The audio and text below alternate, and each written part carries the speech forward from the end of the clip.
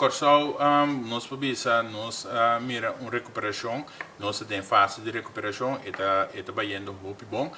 É parte de turismo, nós mira um desenvolvimento, já acaba, nós passa cifra na prometo Covid, de cifra em 2019, nós passa aqui na Leu Dubai, e a tendência ainda está crescimento, bota mira, essa aqui também está tomando lugar que tu vai dentro do setor turístico, pero nós economia tem que mais diversificar e agora que nós temos National Export Strategy caminha nós vai em fase de implementação caminha nós concentrar em financial service, IT service, nosso papel de porta maritime e desenvolvimento não que temos que bem nós have nosso papel de Blue Bioeconomy, nosso papel de Orange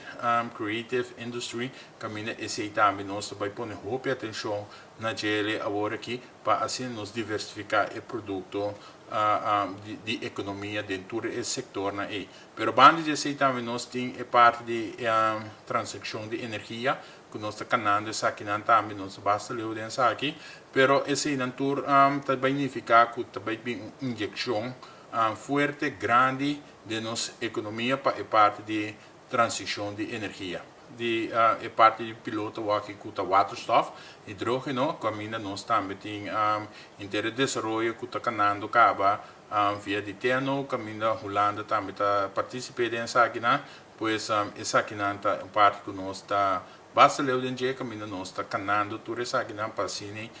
nós vira líder na área de Caribe aqui. Ora nosso papel de raffineria, nosso papel de nós estamos buscando partner estratégico ainda que vai bem que está um pouco difícil, pero nós queremos que nós vai quedar claro com essa aqui, para de tal forma nós start-up e raffineria qual está